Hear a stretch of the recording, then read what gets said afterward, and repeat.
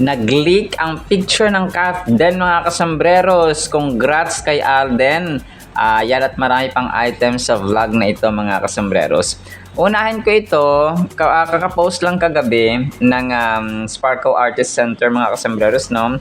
May boses ito. Papakinggan natin ito mamaya mga kasambreros. Tong time na nag-host si Alden doon nga sa BDO Circle of Excellence, na kung saan ay host nga siya. So mamaya papakinggan nyo to mga kasembreros, no? Ang kulit ng caption dito kasi yung tita mong nagwala, sabi doon sa may TikTok mga kasembreros, TikTok caption niya. Yung tita mong nagwala nung makita si Alden, no? Ganun po yung kanyang post mga kasembreros. So mamaya i-play ko ito para appreciate niyo po mga kasembreros, no? Yung sigawan din ng mga tao, mga customers. Tapos next item natin, dito po si Ma'am Catherine ay na-feature, no, sa isang sikat na publisher na naman mga kasambreros. Parang pinupuri or zine. Ito pa ay post din ng zine mga kasambreros, no. Parang na-feature niya dito yung mga pairings na first time mga kasambreros na parang pinagtambal, no? Tapos first time pairings are shaking up love team culture in 2026. So zinemedia.com. So ang Catherine, tapos hindi ko lang alam dito kung si Janine Gutierrez ba itong isa mga kasembreros, no? Pero parang pairing, parang na-feature nila dito yung iba't ibang tandems this 2026. Hindi lang niya na-feature dito ang Aldin, no, na sina Sir Alden at saka si Ma'am Nadine Lustre, mga kasebres para sa kanilang Love Siargao nga na tandem or series na ipapalabas din sa View. Tapos ito is sa mga pictures ni Alden, no, kahapon nung nag-ribbon cutting nga siya sa Bikes and Coffee. 5 hours ago posted ni Zizing, no? Pogi, sabi niya dito. Naka-glasses si Alden at saka naka-stripe. So ito pa yung part ng kanyang pag-ribbon cutting kahapon mga kasembreros sa BGC Taguig nga, no, na na-feature din natin sa ating vlog kagabi mga kasembreros. Tapos si Alden, na-feature siya of course, no, yung kanyang outfit at saka yung pagiging host niya kagabi, first episode ng Stars on the Floor. 5 hours ago, our host, no, from Stars on the Floor Facebook page, our host, Asia's multimedia star and box office king Alden Richards. So Sunday 7:15 PM mga kasembreros. Tapos yun nga, no, yung picture ni Alden na naka leather jacket si Soiti mga kasembreros. Tapos may isa pang dito na natutuwa ako dito kasi 'di ba yung sa may yung sa may taas si Ma'am Catherine, no, yung sa Facebook, yung sa taas si Ma'am Catherine na na-feature, tapos si Alden naman ay nasa baba. Parang sabi ko, uy, magkasunod ang dalawa sa aking feed mga kasembreros na pinost ng magkaibang admins. Tapos ito, next item natin mga kasembreros, si Ma'am Marian Rivera. Nag-post din siya sa kanyang sariling TikTok ng kanyang sariling kopya nung kanyang ganap nga kagabi sa Stars on the Floor na first episode ng season 2 ng SOTF mga kasembreros. So dito ay naka-red siya, tapos yung mismong outfit niya, mga kasembreros, no, doon sa Stars on the Floor. So hataw na hataw pa rin, no, parang isipin mong walang anak, no, si si primetime queen Marian Rivera mga kasembreros. Tapos ito na-topic ni Nanay Christy Fermin at saka ng kanyang mga kasama, no, si Romel Chica, si Wendell. Dito ko nalaman na si Romel ng Romel Chica mga kasembres ay ano pala siya, no, talagang gustong-gusto niya pala talaga ang Kathleen Sana. So dito ay nasabi nila na parang naniniwala din sila about kay Mayor Mark Alcala mga kasembreros. So, pero yun, sabi niya dito na parang yung Kathniel at saka yung Kathden fans ay nagbaklasan, no? Nagsialisa na daw mga kasembreros. So, pero yun nga, no? Hindi lang nila alam na hindi kasi lang sila nakafocus, no, sa isang love team. Like, kunwari, focus na sa Kathden. So, marami silang issues na tinatackle or tinatopic everyday sa kanilang vlog kung kaya hindi nila tutukan, no? Yung Kathden, mga kasembreros, kung kaya mas naniniwala sila sa Kathmark or sa kay Mayor Mark Alcala ngayon, mga kasembreros. Pero tayo po ay team panatag, no, mga kasembreros and mga Kathnatics. So, piplay ko po ito, mga kasembreros, no. Parang naniniwala sila na yun, nagbaklasa na ang Kathden, ang Kathniel, so parang nabilog daw sila at saka parang nabudol mga kasembreros ng Kathniel at saka ng Kathden. Pero sila po kasi ay hindi focus na sa Kathden, marami silang topics, pero tayo po ay team panatag, mga kasus. Tapos ito, ang cute ng ginawa ni Elisha Pauline. 5 hours ago, ganito ang eyes to eyes ng mga in love. Tapos naka-red. Ang daming likes, so 160 likes. 5 hours ago pa lang niyang pinost. Tapos picture ng Kathden na nakapula. Grabing pagkapula, mga kasembreros. So, red na red mga kasembreros ang labanan, na kung saan ay parang nasa yate or nasa barko ang Kathden, mga kasembreros, no? Pero ito po ay edited picture lamang, ha, ng Kathden, mga kasembreros.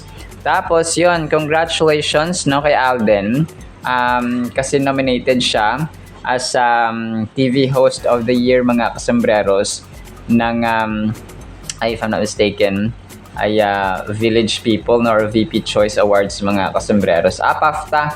So PAFTA, mga kasembreros, na maliban pa dyan sa PAFTA kasi tapos na to, no. Yung PAFTA nila, itong Philippine Box Office Star Awards, ay nung nakaraang July pa yata ito. Parang na-recall lang po, no. Ang PAFTA po ay Philippine Arts, Film and Television Incorporated, no. Tapos yun nga, pinarangalan si Alden as Philippine Box Office Star. Alam ko si Ma'am Catherine din, eh. Dalawa sila, Box Office Star para sa kanilang gawa or trabaho sa Hello Love Again nga, mga kasembreros. Tapos itong sinasabi ko na congratulations kay Alden kasi nominated na naman siya as TV Host of the Year para sa Stars on the Floor nga, mga kasembreros. So ito po ay labanan ng boto, no, sa VP Choice Awards, mga kasembreros. So sa inyong Play Store, kung kayo po ay Android user, download nyo po yung VP Choice na app, no, na application sa inyong web portal. So, VP Choice Awards app, tapos web portal, mga kasembreros, no, para makaboto. So, try nyo lang pong kulikutin, mga kasembreros, no, yung VP Choice Awards na ito na app sa inyong cellphone kapag na-download nyo na. So, kasi labanan ng boto to, mga kasembreros.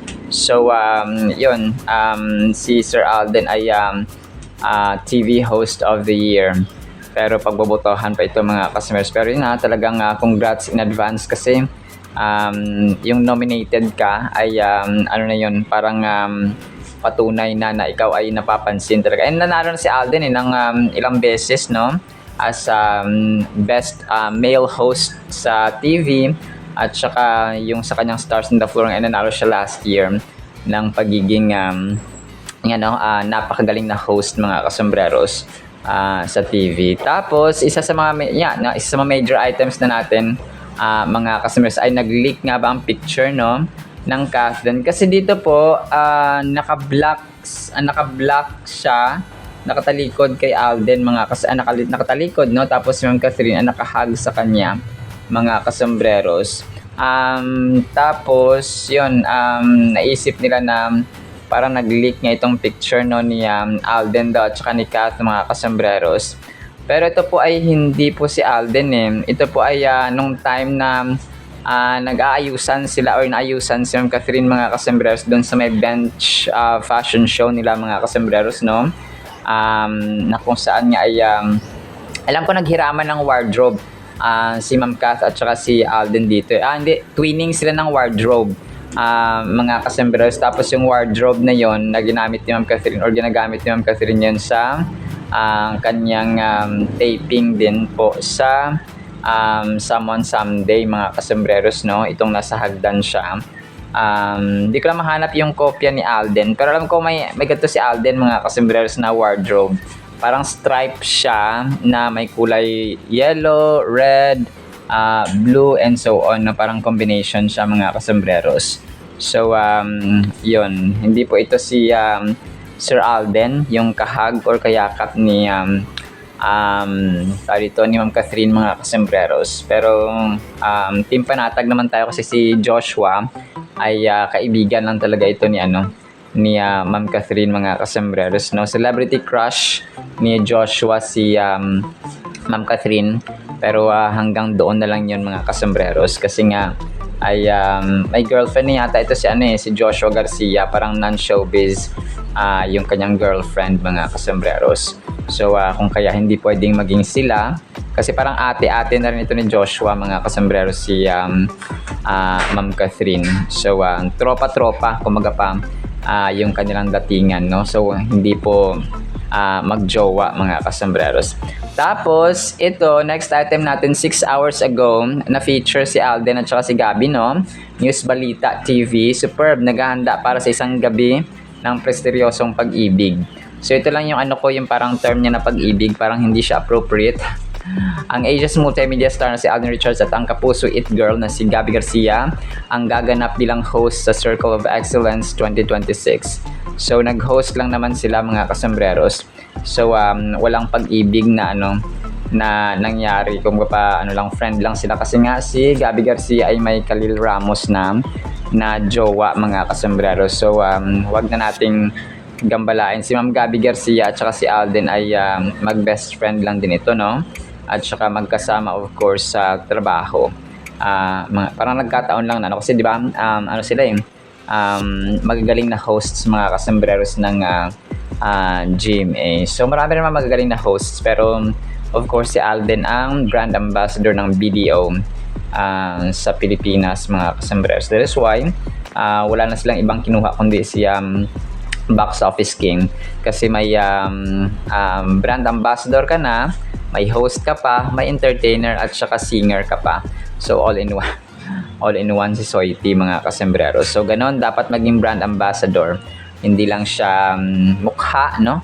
Hindi lang yung mukha yung papaskill ng brand or ng company, ay entertainer at saka natutuwa pa ang mga customers sa kanila. So ano yun, marketing strategy din yun, na pag natutuwa ang customers, of course, no, mga mga negotiators, no, ay talagang mag-invest sila sa brand na pinopromote mo. As simple as that. So knowing Sir Alden, talagang talagang all-in-one package na, no, ang deal kay Sir Alden. So ganun. Alright, so yan lang actually sa ating Kathleen items. Piplay ko tong kay Alden at saka kay Nanay Christopher Mino, kung gusto nilang pong pakinggan, mga kasembreros. So yun lamang po, and then napakinggan natin ang napakagandang salita po ng Panginoon afterwards. Isang pinagpalang araw po sa bawat isa. And now, we're bringing our messages to the market and out there to the people who safeguard accuracy, accountability, and financial discipline at the branch level.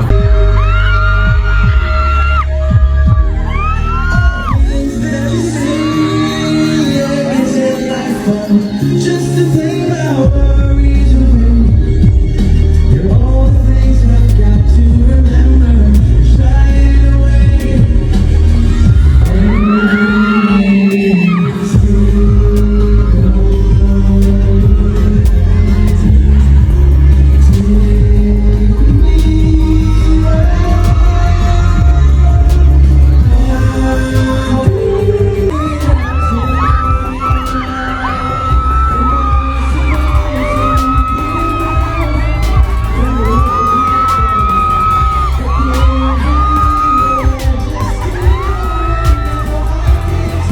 Hindi, sige mo sila kay Katden, sige mo sila kay Katnel. Pero wala silang nakukuhang mga talagang totoong Kasi ang pinag-usapan dito, yung love, di ba?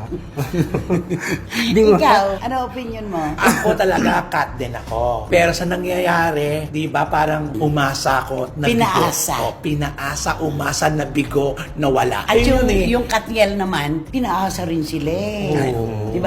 Pero hindi naman diretsong nanggagaling kay Catherine at kay Daniel. Correct. Kasi may kanya-kanya na silang buhay ngayon. Totoo. Kaya lang, dumarating talaga yung punto na nagsasawa ang tao. Ay, oo naman. Babaklas talaga. Correct. Ayun yung sa panahon na piliin mo, nabilog nila tayo lahat. Oo. Akala natin may nagaganap sa kanila. Yung pala, pang pelikula lang pala. Yung Teka pala muna, wala. nagka-catmark sila. Eto na. Paano naman ito? Anong bago? Ay, siyempre, lilipat na naman sila doon sa mga bago. Kay Cat Mark na naman. Sino ba si Mark? Mark Alcala, si Mayor. Ba't sabi mo bago? Dati ng kwento yun. Kasi, paano naman yan? Yung lilipatan nila ayaw naman magsabi ng katotohanan. Ayun. Pero, may resibo ng lumabas. Oo, ano? oo, Yun na, dito na nagsimula ito eh. Oo. Kaya yung mga fans talaga, ay, nakita sa mall, Oo. may picture, talagang wala ng question, sila talagang dalawa Yes. yon. Si Mayor Mark talaga yon at saka si Catherine. Kaya ayan, paano na ngayon? Gumawa ng pelikula ngayon ng Katniel, parang nagdedelikados. Ay, wala Diba? na. Ay, Oo. lalo na yung cut Cut din. Wala na yung inaasahan natin na gigibain na naman yung Oo. record nila. Ang spelling pa nga nila ng cat C-U-T, cat.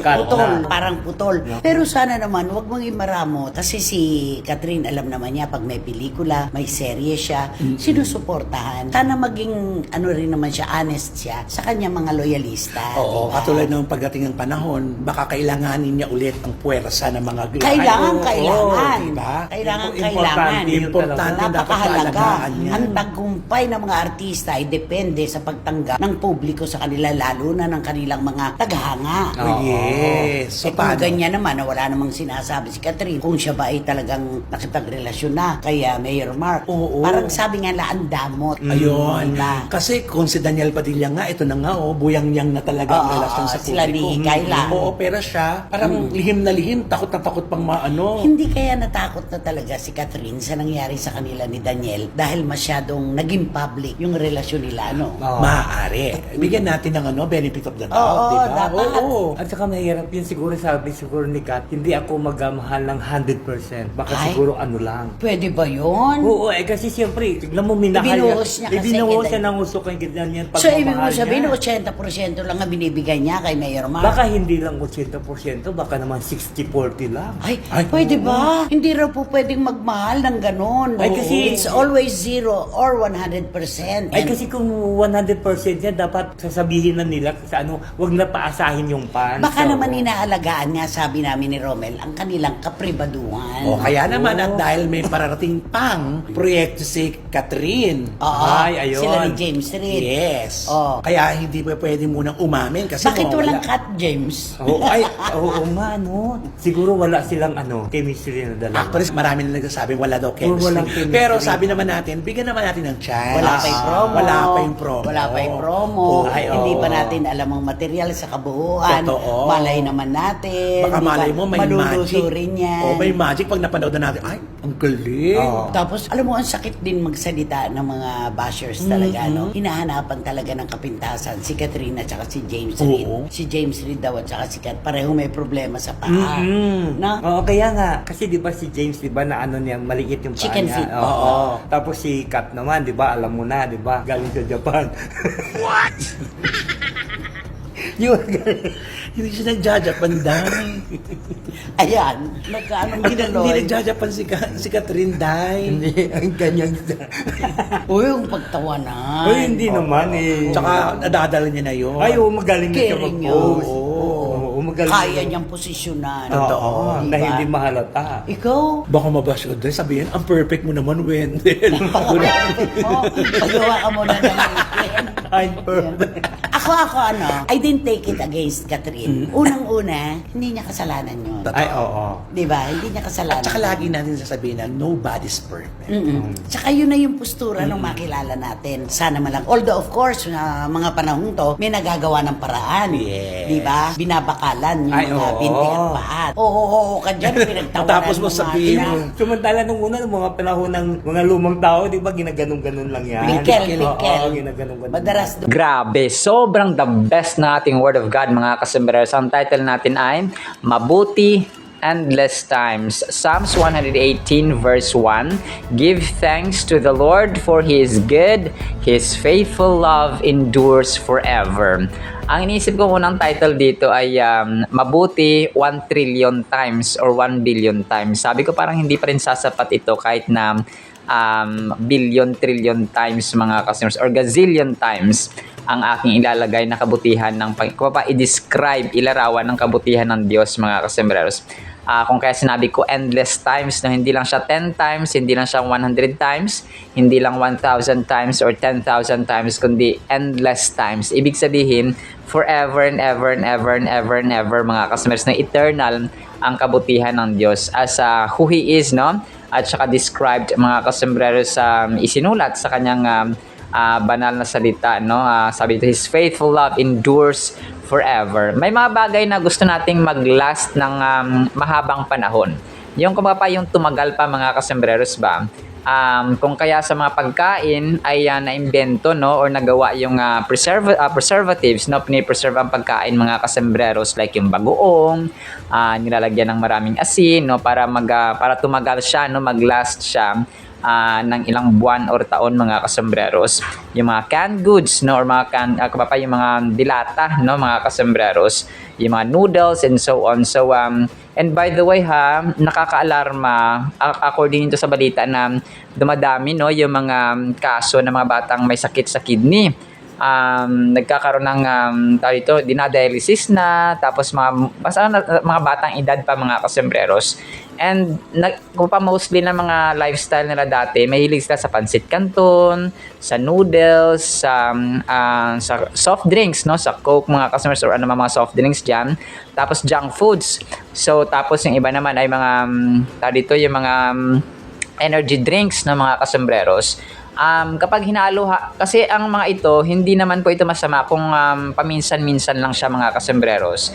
Pero kapag ginawa na siyang lifestyle, kunwari agahan, tanghalian, hapunan, so pansit kanto ng ulam mo, tapos lakipan mo ng soft drinks, no, at saka junk foods, ay nako po, talagang hindi lang UTI, no, or urinary tract infection ang aabutin mong sakit mga kasus, kundi kidney. Nakakalungkot, no, and gusto ko gumawa, no, ng isang vlog na separate dito mga kasus na kaalaman, na mag-spread tayo ng awareness ba na hindi magandang lifestyle yung matatamis, no, yung no, pag pinaghalo mo kasi pinaghalo mo yung junk foods at saka soft drinks.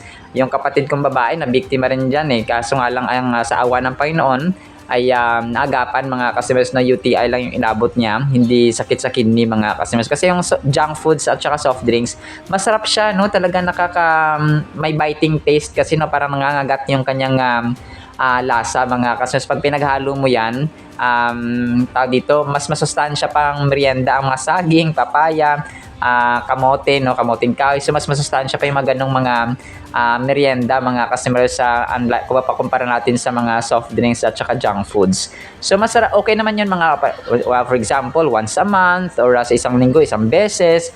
Pero kapag ginawa mo na siyang bawat kain may soft drinks, bawat kain may soft drinks, bawat kain may cake, may mga matatamis and so on mga kaso. So yun po yung masama, no? Hindi po masama mga kasembreros yung mga ganoon kung so naipasok ko lang mga kasembreros, no, kasi nakakabahala, no, kasi kagabi ko yung narinig na balita na mas dumadami yung mga kaso ng kidney disease, tapos bata, no, mga bata pa, yung iba nga doon 4 years old pa lang, yung iba kasi namamana daw yun, pero yung iba talaga halos karamihan ay talagang lifestyle, no, yung sakit na kidney mga kasembreros, nagkakasakit sa bato. So yun po siya, no. So pero going back sa ating sinabi ko na kasi napakahalaga ng kalusugan. Ako po, mawawala lahat ng saya mo, no, kung ikaw po ay may sakit at iniindang karamdaman sa buhay mga kasembreros sa katawan.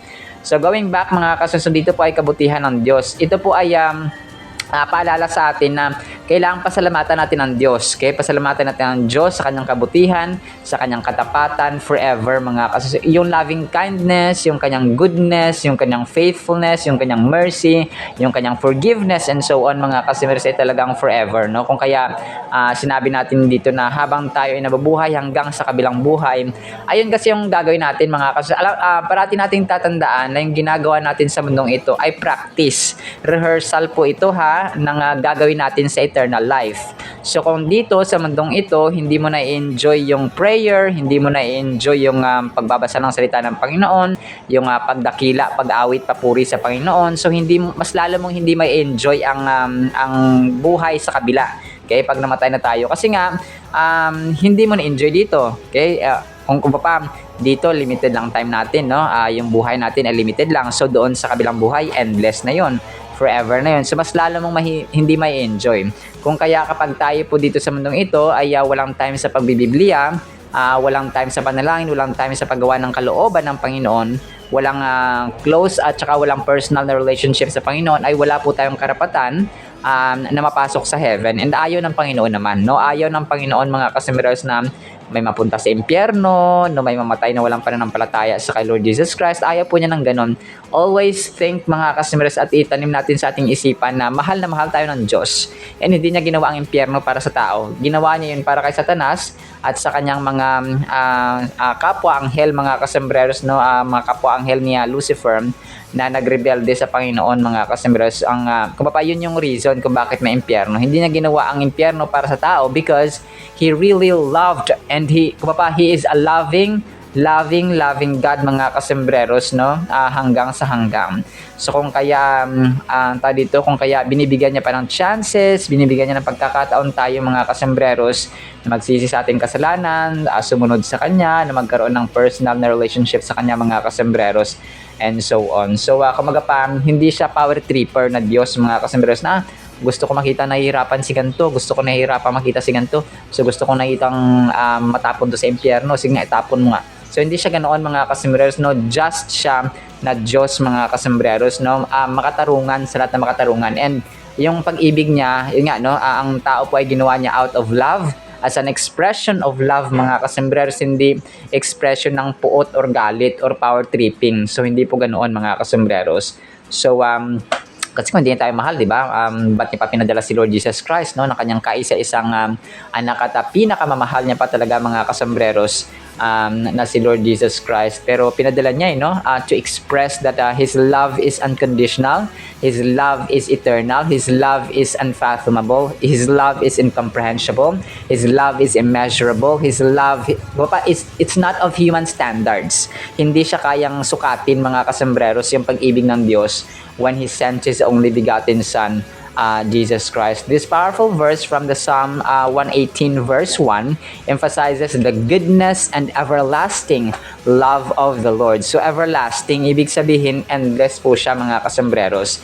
It reminds us of the importance of acknowledging and praising God for His unwavering love and goodness towards us. So yung kanyang yung pagdakila, i-acknowledge natin na ganito kadakila ang Diyos, ganito kadakila ang Diyos, ganito kadakila ang Diyos. So ganoon siya, mga kasembreros.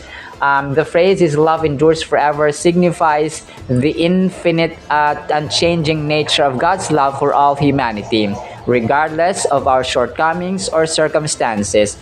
Ang Diyos kasi ganito siya, no? Ginawa niya kapag ginawa niya, di ba, pinadala si Lord Jesus Christ sa atin. So, it's up for us kung choice ba natin, plano ba natin, decision ba natin na sumunod sa Kanya, mahalin siya ng pabalik, mga kasembreros, no? Nasa sa atin yung decision because we have a free will. Kung yung ating pagkukusang loob, yung initiative, mga kasembreros, na may willingness, no, at saka kusang voluntary nating pagsunod at saka pagmamahal sa Kanya, yun ang gusto niya. Ayaw niyang pinipilit, mga kasos, because everything na pinipilit natin, kung gusto mong pilitin ang jowa mo na mahalin ka, or ang isang tao, or ang babae o lalaki, pilitin na mahalin ka, kapag pinipilit mo lang siya na minamahal ka, hindi na po yan love, no? Hindi, forced love is never a love, mga kasembrer. So, di ba? Parang naging poetic tayo dito about sa pag-ibig. Pero yan po siya, no? Kapag pinipilit. Kung kaya ang Diyos po natin ay, kung gusto natin siyang mahalin, pag nag-decide tayo, pag nagplano tayo, pag may initiative tayo na mahalin siya, then go, no? So ganun siya mga kasembreros. Pero kung nasa bad side naman tayo, ang buhay kasi ay ganito yan, no? May pagpapala ang pagsunod sa kanya at may parusa ang hindi pagsunod mga. Kasi kung hindi niya gagawin yun mga kasembreros, hindi siya consistent at hindi siya banal, hindi siya righteous, hindi siya just na Diyos mga kasembreros kung walang katarungan, kung walang hustisya. Okay, parang batas natin dito sa mundong ito, no? Mahal tayo ng gobyerno.